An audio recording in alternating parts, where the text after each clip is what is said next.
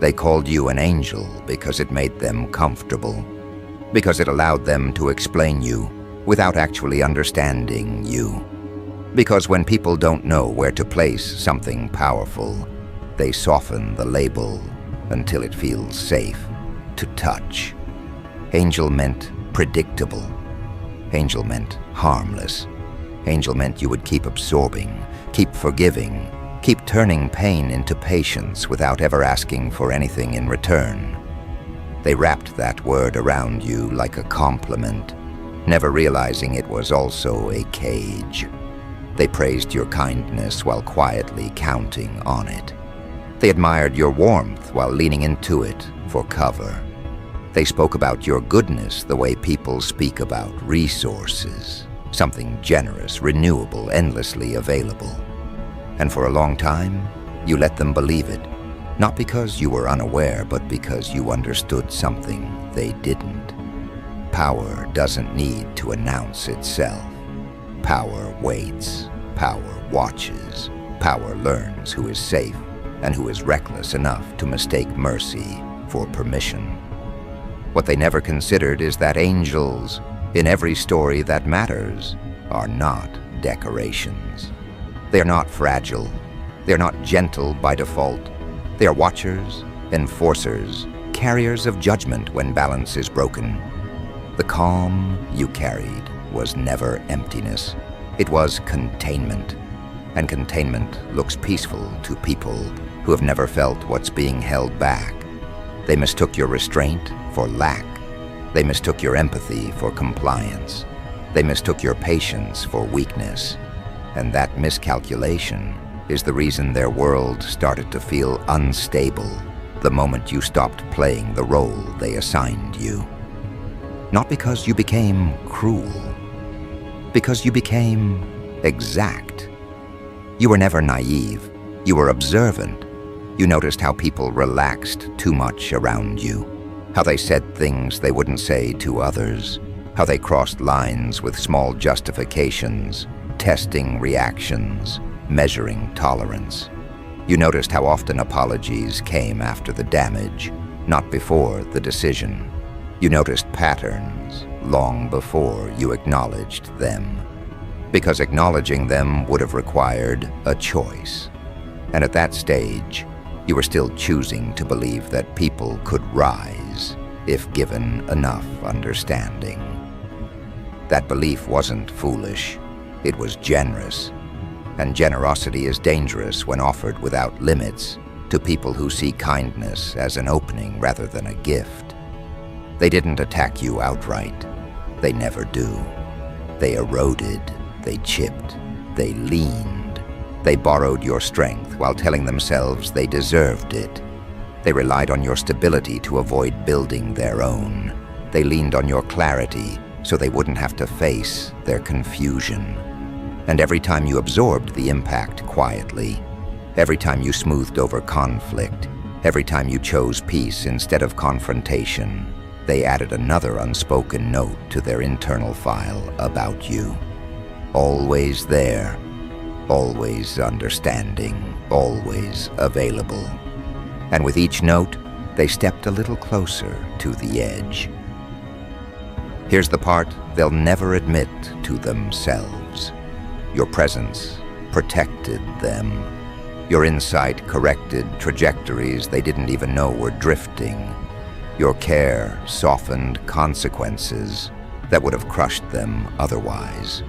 You were absorbing shock they never had to feel. And because they didn't feel it, they assumed it didn't exist. They assumed life was manageable on its own. They assumed they were stronger than they actually were. And that assumption made them careless with the one person quietly holding the structure together. You didn't snap. That fantasy belongs to people who want to feel important in your story. You didn't raise your voice or create scenes that could be used later as justification. You didn't turn into the villain they rehearsed for in private conversations. What happened instead was slower and far more unsettling. Something inside you recalibrated, a line moved. A threshold closed. You stopped explaining yourself to people who never listened unless it benefited them. You stopped offering access where respect was absent. You stopped translating your needs into smaller language so others wouldn't feel threatened by them. And when that shift happened, it wasn't loud, but it was absolute. They felt it immediately, even if they couldn't name it. Conversations changed temperature. Your responses shortened. Your availability narrowed. The emotional safety net they took for granted was suddenly gone, and they didn't know why. They replayed interactions looking for the moment they crossed too far, but there wasn't one dramatic scene to point to. That's what unsettles them most. There was no single mistake to apologize for. There was no clean fix. There was only accumulation, evidence stacked quietly over time, until your nervous system, your mind, your self-respect all agreed on the same conclusion. This connection is no longer sustainable. They started telling each other you changed, that you became distant, that you became cold. Labels are easier than accountability. It's simpler to accuse you of transformation than to examine their behavior under consistent light. They don't want to talk about boundaries. They don't want to talk about respect. They don't want to talk about how many times you were expected to be flexible while they remained rigid. Calling you cold allows them to avoid the more accurate description. You became clear, and clarity feels hostile to people who benefit from confusion. What scares them isn't that you pulled away. It's how calm you were when you did it. There was no desperation to be understood, no urgency to repair, no need to win. That calm signals something final. It tells them you didn't act from emotion, you acted from decision. And decisions, once made at that level, don't reverse because someone feels uncomfortable with the outcome. They can argue with feelings. They can negotiate reactions. They can wait out moods. They cannot bargain with someone who has already finished the internal math. They are slowly realizing that your goodness was never a blank check. It was an offering that required mutual care. And when that care was absent, the offering expired. They are realizing that the warmth they miss wasn't automatic. It was a response. It was something you chose to generate in environments where it was respected. And now that it's gone, they feel exposed. Not because you harmed them, but because they are finally standing in the reality you buffered them from. This is where the misunderstanding deepens. They think your shadow appeared recently. They think something dark entered you. They think pain turned you into something else. They are wrong. The shadow they sense now was always there. It's the part of you that sees clearly, the part that doesn't flinch from truth, the part that understands consequence. You kept it restrained because you believed connection mattered more than control. But restraint is not erasure, and once restraint is no longer justified, what was contained becomes visible. Not explosive, visible. Your shadow doesn't destroy. It exposes. It highlights inconsistencies. It removes access. It withdraws support without announcement. And that terrifies people who relied on you without ever securing their place in your life through consistency and respect. They're discovering that losing you isn't dramatic. It's disorienting. Life feels heavier. Decisions feel riskier. Problems feel sharper. And they don't know how to articulate why, because admitting the truth would mean admitting how much of themselves was propped up by someone they treated as expendable. You are not watching them struggle with satisfaction. That's not your nature. But you are also no longer intervening. You are no longer stepping in to soften landings. that aren't yours to manage. And that absence is doing what confrontation never could. It's allowing reality to respond without your interference. It's allowing people to meet the results of their own patterns. And deep down, they know it's fair. That's the part that keeps them awake, not guilt, recognition. They remember moments now with a different lens, things they brushed past, words they dismissed, boundaries they ignored because you didn't enforce them loudly. They are connecting dots too late. And while they replay, you are building. You are redirecting energy that was once spent maintaining imbalance into something aligned. Your focus has shifted from managing others to protecting what you're creating. And that shift is irreversible. They used to think your presence meant safety. Now they realize it also meant accountability. You reflected back what was possible. You represented a standard they never committed to meeting. And instead of rising, they tried to lower you. Instead of learning, they tried to lean. Instead of protecting the connection, they exploited its generosity. And when exploitation meets awareness, access ends, not as punishment, as correction. They will try to reframe the story. They will search for angles where they are misunderstood or unlucky or wronged. That's how they survive discomfort. But the narrative doesn't need your participation anymore. You're not invested in being seen correctly by people who benefited from seeing you incorrectly. You are invested in coherence, in alignment, in building a life that doesn't require you to shrink parts of yourself to maintain proximity. This is where the truth they avoid begins to surface. You were never just kind. You were disciplined. You were never just patient. You were perceptive. You were never just forgiving. You were choosing peace until peace required self-erasure. And when that line was crossed, something ancient and precise stepped forward. Not anger, authority, the kind that doesn't need validation. They sense it now. The thing they labeled angel was only half the equation. The other half was always there, watching, learning, waiting for the moment when remaining gentle would mean becoming complicit in your own diminishment. That moment passed quietly, and with it, the version of you they relied on without earning. What followed wasn't withdrawal out of spite. It was repositioning, the kind that happens when someone finally understands their own weight and refuses to carry anyone who keeps pretending it's light. You didn't announce it. You didn't explain it. You didn't demand recognition for the shift. You simply stopped offering access where respect was missing, and that absence began doing work words never could. At first, they assumed it was temporary, a phase, a mood. People who benefit from consistency without reciprocity always believe distance is negotiable. They waited for you to soften, to reach out, to reoccupy the space you once filled so effortlessly.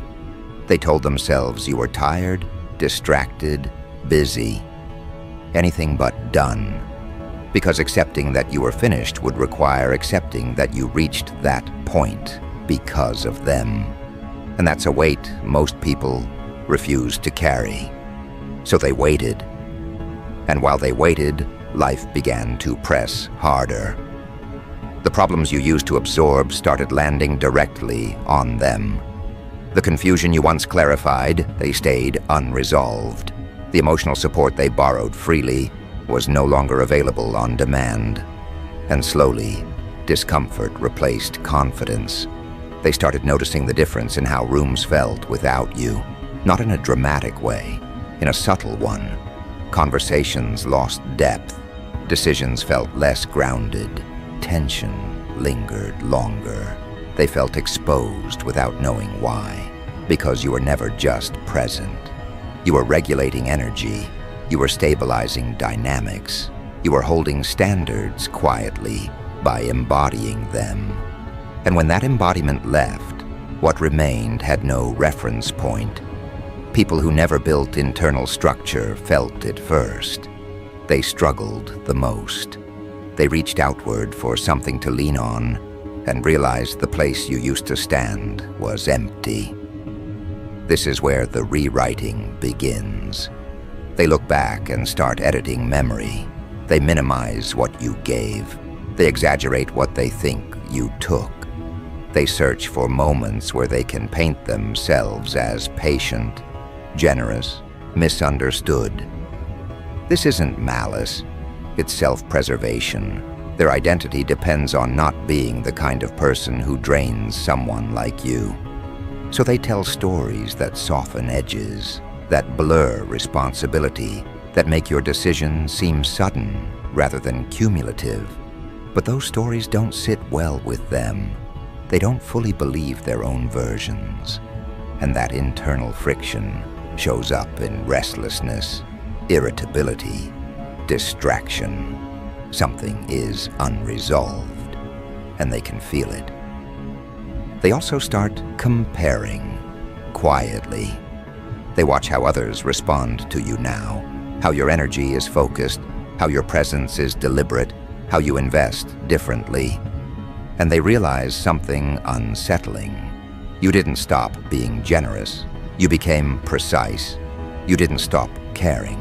You redirected care toward environments that could hold it without collapsing. That realization stings because it confirms what they tried to deny. The distance wasn't random, it was selective. And that selectivity feels like judgment, even when no words are spoken. What they don't understand yet is that your decision wasn't about them at all. It was about coherence, about living without contradiction, about aligning your actions with the truth your body learned through repetition. You reached a point where continuing to show up required you to override your own signals. And once someone learns to trust those signals, ignoring them becomes impossible. The cost is too high, the dissonance too loud. So you adjusted. An adjustment always looks like rejection to people who expected permanence without responsibility. They replay interactions now, searching for the exact moment everything shifted. They think it must have been something specific they said or did. They want a single scene they can isolate, but there isn't one. That's the part that unsettles them most. The shift wasn't triggered by a moment. It was triggered by consistency, by patterns repeating after being addressed, by apologies followed by the same behavior, by promises made to ease tension rather than to initiate change. You didn't leave because of one betrayal. You left because you understood the structure you were standing in was never going to change, no matter how much effort you poured into reinforcing it. While they analyze the past, you are adjusting to a new internal quiet. Not the absence of sound, but the absence of strain. Your nervous system is recalibrating to an environment that doesn't require constant vigilance. Your mind has more space. Your decisions come easier. You notice how much energy was previously spent anticipating reactions, managing expectations, smoothing edges that weren't yours to smooth. That energy is returning to you now, and with it comes clarity about what you will never normalize again. They sense this clarity when they encounter you, even indirectly. There's a steadiness that wasn't there before. Not softer, stronger, more contained. You're not performing warmth to make others comfortable. You're not adjusting tone to avoid discomfort. You're present as you are, and that presence creates a contrast they can't ignore. They feel measured without being measured, assessed without being assessed. Because when someone knows their own boundaries, everything else reveals itself automatically. Some of them feel anger toward you. That's inevitable. Distance threatens entitlement. They feel wronged because they lost access without consent. They feel abandoned because they never acknowledged how much they were taking. They frame your choice as disloyalty, coldness, arrogance. Those labels help them avoid the deeper truth. That you stayed longer than you should have. That you gave more than was sustainable. That you left only after understanding that staying would mean betraying yourself. Anger is easier than humility, so they choose anger. Others feel something closer to regret, not the kind that leads to change, but the kind that lingers. They recognize that you were rare, that your presence made life easier in ways they never fully appreciated. They realize that the ease they enjoyed wasn't accidental. It was cultivated by someone who cared deeply and worked quietly. Losing that feels like losing a safety net they assumed would always be there. And the realization that it's gone permanently sits heavy. They will attempt contact, carefully at first. Casual messages, indirect references, shared memories, anything that tests whether the old door still opens. They won't address the real issues, not yet. They'll lead with familiarity, hoping emotional history will override your clarity. But familiarity without respect no longer moves you. You see it for what it is, a reach for comfort, not accountability, and you respond accordingly, polite, neutral, limited, enough to confirm the shift without explaining it. This is when the narrative changes again. They tell themselves you've become distant because you think you're better than them, because success changed you, because someone else influenced you. External explanations are comforting. They allow them to believe the distance isn't about their behavior. But none of those explanations stick, because deep down, they know the truth. They know how many chances they were given. They know how often you communicated with care. They know how many times they dismissed concerns because it was easier than adjusting. And that knowledge sits beneath every excuse, quietly undermining it. You don't engage in correcting their story. That's another thing they struggle to understand. You don't defend yourself. You don't clarify. You don't seek to be seen accurately by people who refuse to see you when it mattered. That choice unsettles them more than confrontation ever could, because it signals something final. It signals that their opinion no longer holds weight in your internal economy, and losing relevance feels worse than losing connection. What's happening beneath all of this is simple. Your shadow is doing its job, not by attacking, but by filtering, by distinguishing between what is aligned and what is not, by allowing consequences to exist without interference, by refusing to dilute truth to preserve comfort.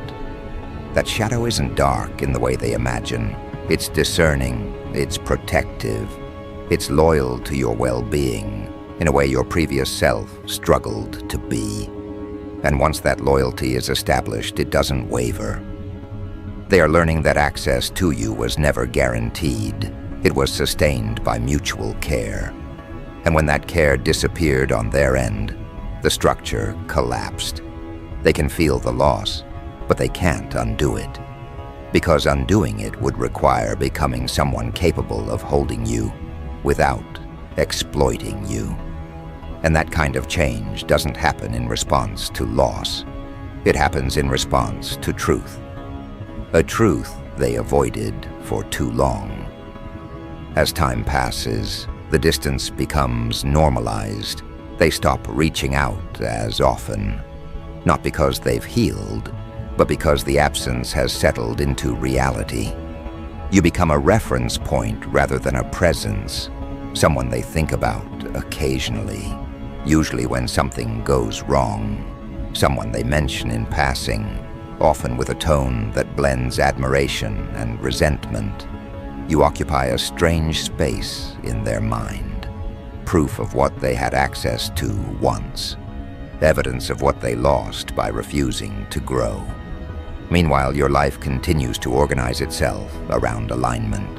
New connections form differently, slower, more intentional.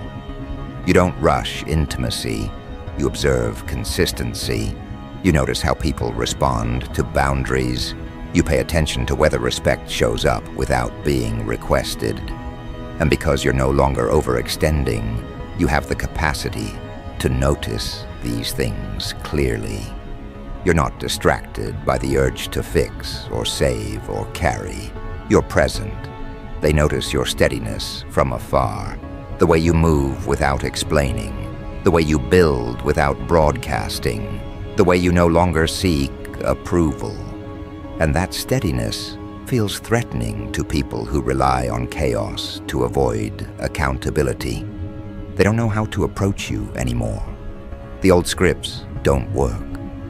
The old leverage is gone. You're not angry enough to manipulate and not needy enough to exploit. You exist outside their strategies now. There is a moment, usually alone, when they fully understand what happened. Not emotionally, intellectually. They realize that your kindness was paired with awareness the entire time. That you weren't unaware of what they were doing. You were simply giving them space to choose better. And when they didn't, you chose yourself. That realization doesn't come with relief. It comes with something heavier. Acceptance. They accept that you are no longer available in the way you once were. That the version of you who absorbed without limit is gone. That what remains is someone who values precision over generosity, truth over harmony, alignment over proximity. And that acceptance marks the end of their confusion. There's nothing left to analyze, nothing left to fix. Just a quiet understanding that a door closed because it needed to. You don't feel victorious. You feel grounded. You don't feel vengeful. You feel intact. The power you stepped into doesn't require witnesses. It doesn't require acknowledgement. It simply reorganizes your life around what is sustainable. And sustainability, once tasted, becomes non-negotiable. They called you an angel because they only saw the part of you that made their lives easier. They never learned what existed beneath that. And now, as the distance holds and the implications deepen, they are beginning to understand that what they lost wasn't softness. It was protection. It wasn't warmth. It was structure. It wasn't generosity. It was discernment disguised as mercy. And as that understanding settles, something else begins to form, something that will become impossible for them to ignore as time moves forward, and the contrast between who you've become and what they remain grows sharper, heavier, more undeniable, leading directly into the final realization they've been avoiding all along. That realization is simple, but devastating. You were never meant to stay. You were never meant to carry them indefinitely.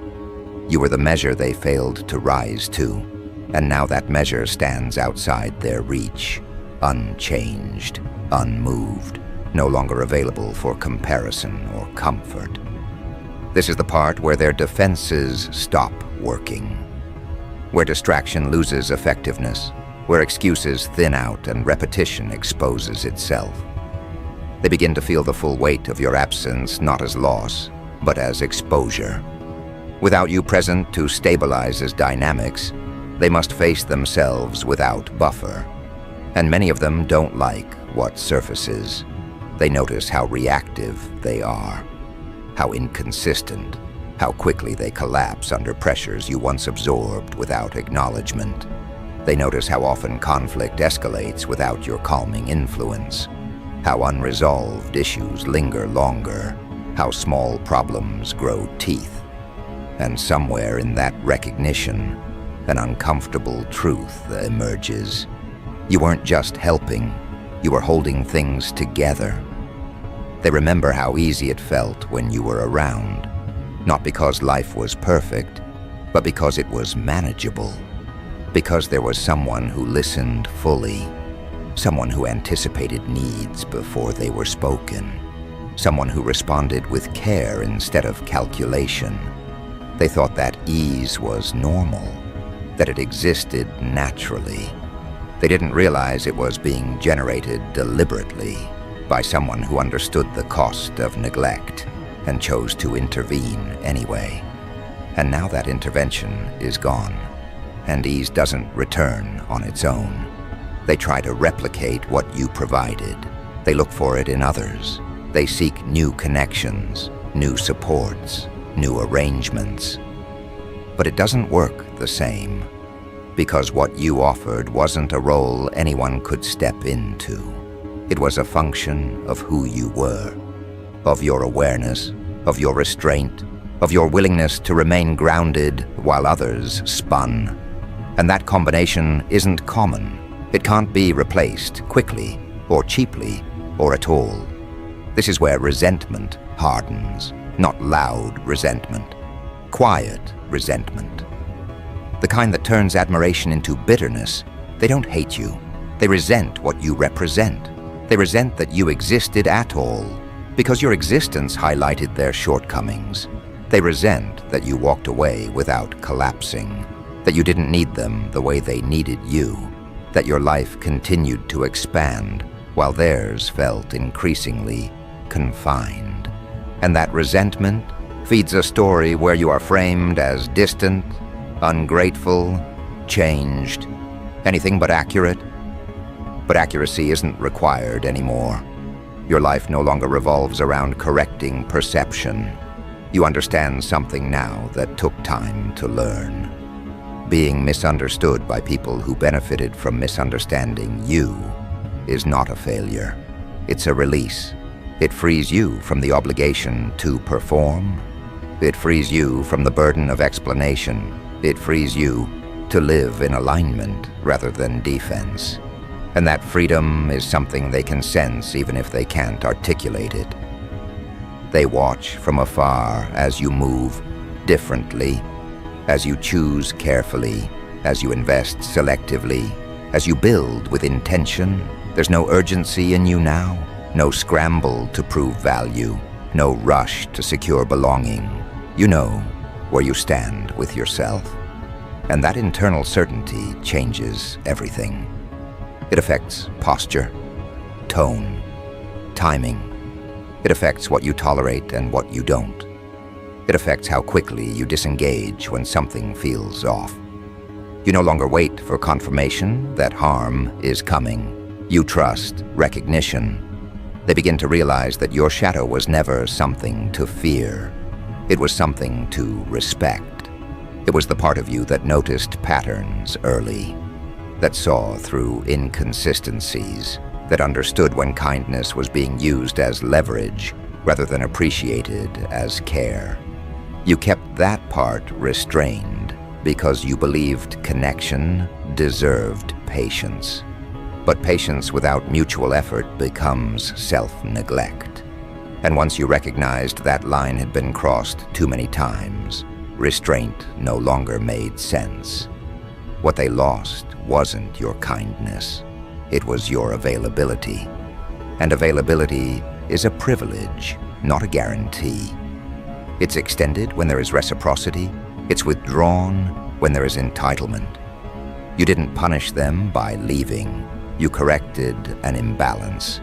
And correction always feels unfair to the side that benefited from imbalance. They think about reaching out again.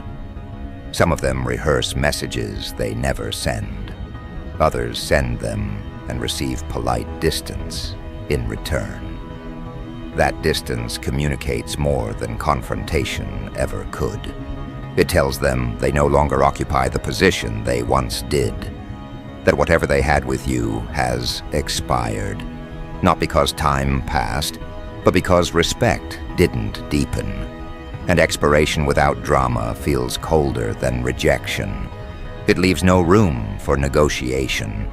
They ask themselves what they could have done differently. The answers surface quickly, but they push them away. Because those answers require accountability. They require admitting that your needs were clear, that your boundaries were reasonable, that your patience was generous, and that ignoring those things was a choice. Choices have consequences, and consequences don't negotiate. Meanwhile, you are not standing still. You are integrating everything you learned. You are refining your standards. You are becoming more precise with your energy. You understand now that love without structure leads to erosion, that care without boundaries invites misuse, that empathy without discernment becomes self-sacrifice, and you refuse to repeat that cycle. Not because you are hardened, because you are awake. You still care deeply, but care no longer overrides self-respect. You still give. But you give where giving is received with responsibility. You still connect, but you connect where consistency exists. And that recalibration changes the quality of everything you touch. Your relationships feel cleaner. Your work feels clearer. Your inner world feels steadier.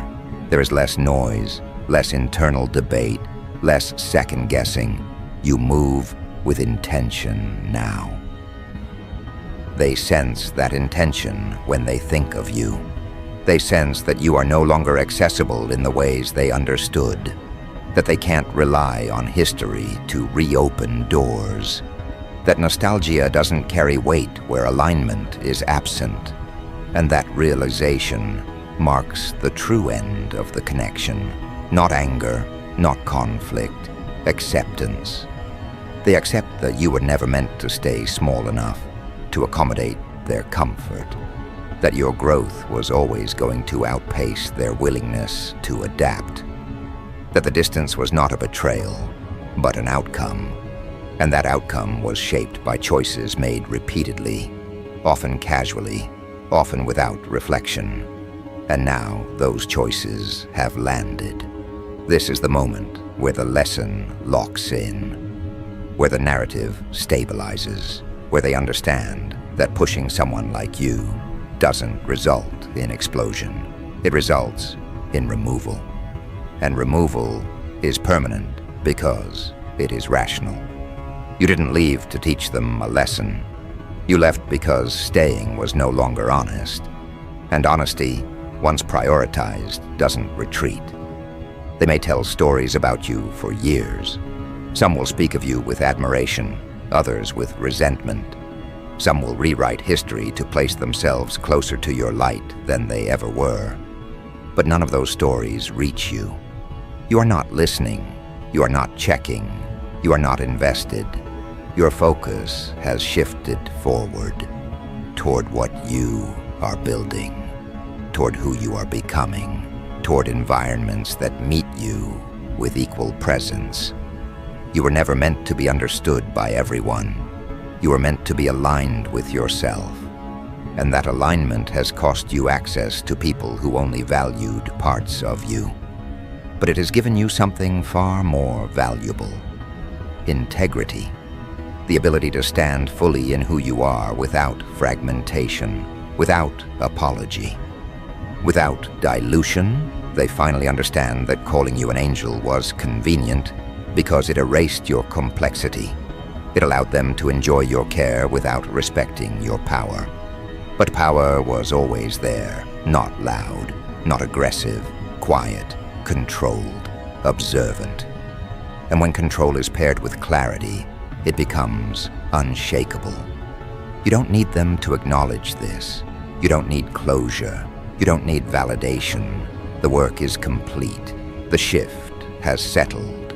You stand where you stand because it is correct, because it reflects what you know, because it honors what you endured, and because it protects what you are becoming. They thought heaven was harmless. They didn't realize it also contains judgment, not the kind that condemns, but the kind that discerns. The kind that separates what is aligned from what is not. The kind that closes doors quietly and permanently. And now they live with the result of misjudging that. You were never their reward. You were their opportunity. And opportunities don't wait forever. They pass. They move on. They become inaccessible once ignored for too long. And that is what you are now. Inaccessible to those who only saw what you gave and never considered what it cost you. This is not revenge. This is resolution. This is the natural conclusion of awareness, meeting, repetition. This is what happens when someone refuses to shrink again. When someone chooses coherence over connection.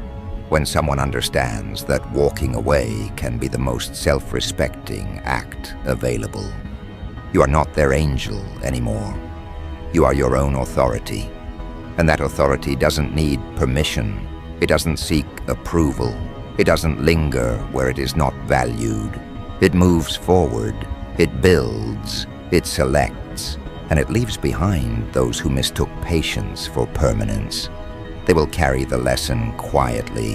They will remember you at moments that matter. And in those moments, they will understand exactly what they lost. Not with bitterness, with clarity. And that clarity will stay with them long after you have disappeared from their daily lives. You remain intact, focused, grounded, fully aware of your capacity and your limits. You carry both light and shadow with discipline. You know when to extend care and when to withdraw. You know when to stay and when to leave. And that knowledge is what makes you untouchable. They called you an angel. They never saw the full picture. Now they never will.